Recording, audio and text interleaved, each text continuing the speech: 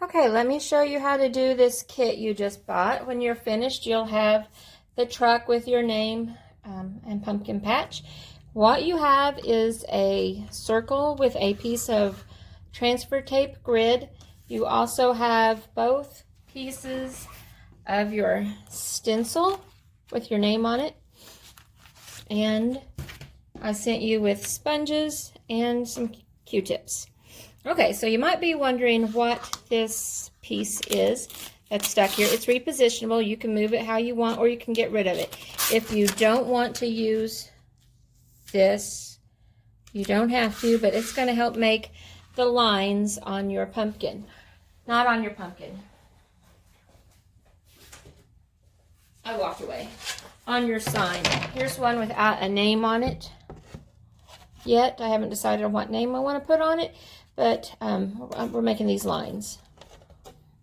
Okay, so this is the first one. You lay that where you want, and I'm going to use Burnt Umber paint, just a little bit of it.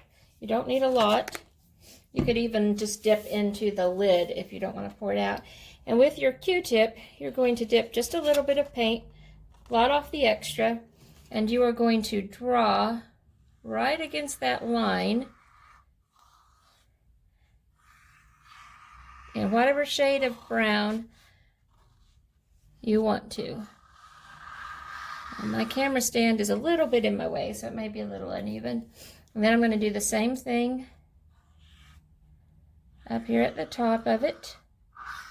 And that gives me my first set of lines. And if I go over it several times, that really softens it. And then when I pull that off, you can see I have straight lines. And then I can line this up here, right against that line, and do the next one.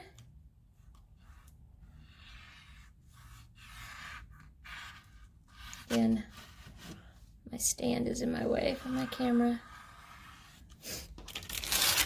And keep going. If you have room down there, you can add a little bit of one.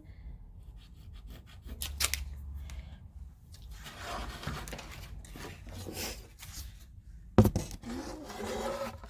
think I just hit the camera. Told you it's in my way.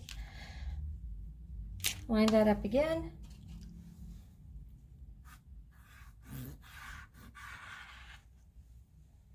And make my line. Now, of course, you could use a brush. You could use the skinny edge of one of the sponges. I like the Q-tip. I like the soft look.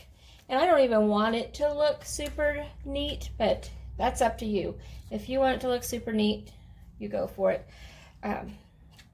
If you make a mistake, let's say you don't like this area right here, you can dip in water with the clean end of a Q-tip, and while it's still a little bit, before it's set too long, I guess, you can soften that up. You can even use a washcloth and get rid of it altogether in the first few minutes of doing it. Okay, but I like the uneven, so I'm leaving it. All right, your next step is waiting for paint to dry. So we pretend that my paint is dry, and we are going to work with the stencil. It's easier to start with the bottom half first. So you make sure it's stuck really well together. In transit, it may have come, the clear transfer tape may have come undone a little bit. Then I also like to turn it over and just press it. And then I'm going to pull the blue paper off and leave just the white onto the clear. If any little pieces of white came off your blue, you need those. Don't throw them away. And then this lines up down here. Try to get this white line perpendicular, not perpendicular, that's ridiculous, parallel to this one of your other lines so you can tell if it's straight or not. Now the plastic, the clear plastic is not straight, but your white line is. Press it down as hard as you possibly can, and then remove the clear. You remove the clear by rolling it against the surface. If you lift it straight up, you're just going to lift off your stencil. This is sleeve. It's my painting clothes. Y'all know me. Yeah. See, look at that. A little piece of my A came out. That's not good. Got to put that back before we keep going. If your circle is not dry, your stencil will not stick.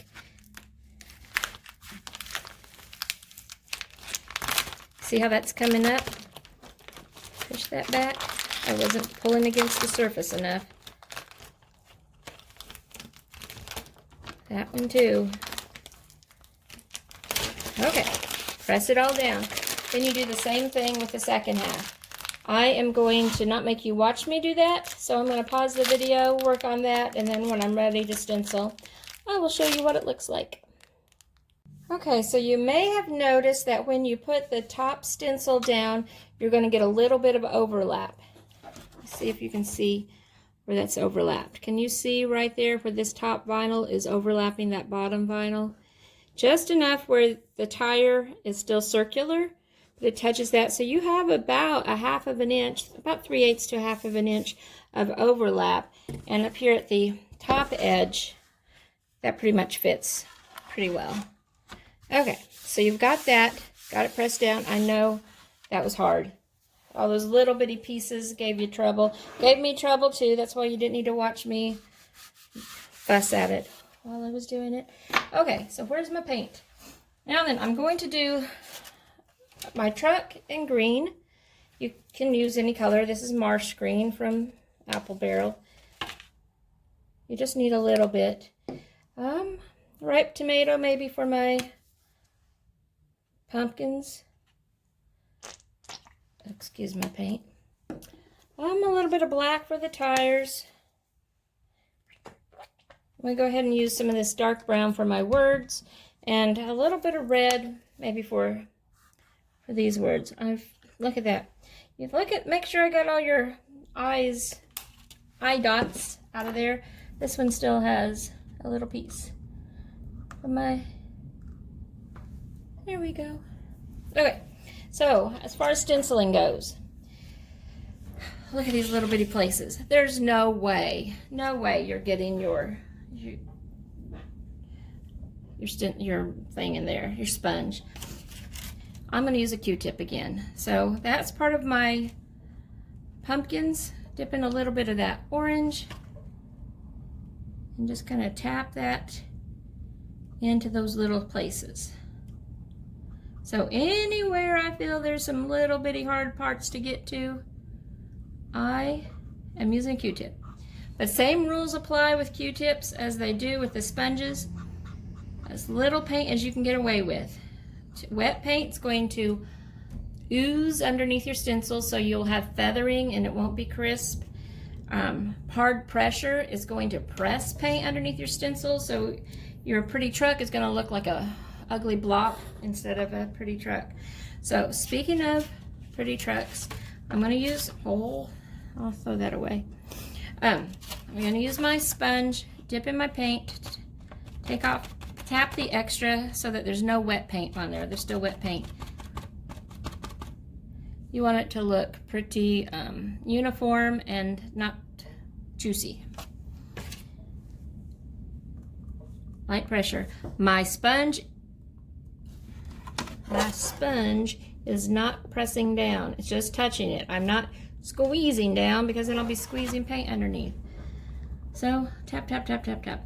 Okay, so I'll be tapping that all over. And then I'll use another sponge when I'm done with my truck. And I will do my pumpkins. I'll use a Q-tip for the stems.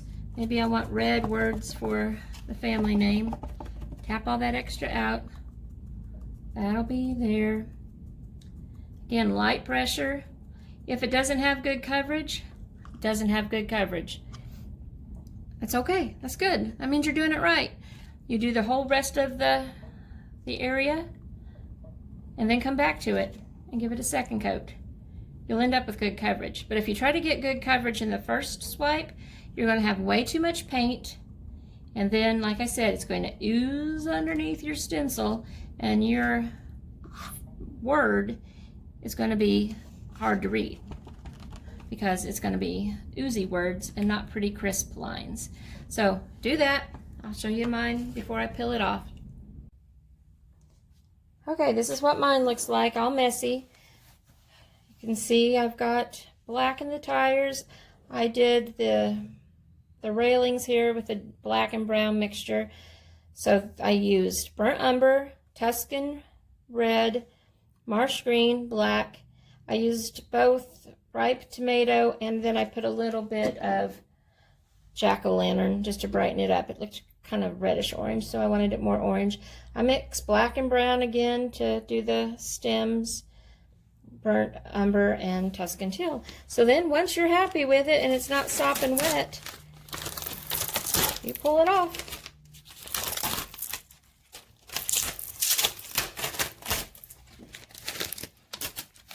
So I'm going to be here pulling off little pieces of stencil and plastic for a while.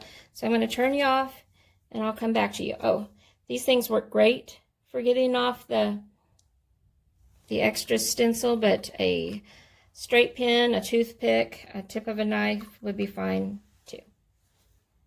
I'll come back and show you the finished product. Okay, there's my finished product. All the stencil has been pulled off. It would be great just as it is, as a little sign. You could put that 3M hanger, removable hanger things back behind it. You can use Velcro. You can use double sticky tape. You can nail it to the wall. You can put a hanger on it. It's good to go. I hope you enjoy it.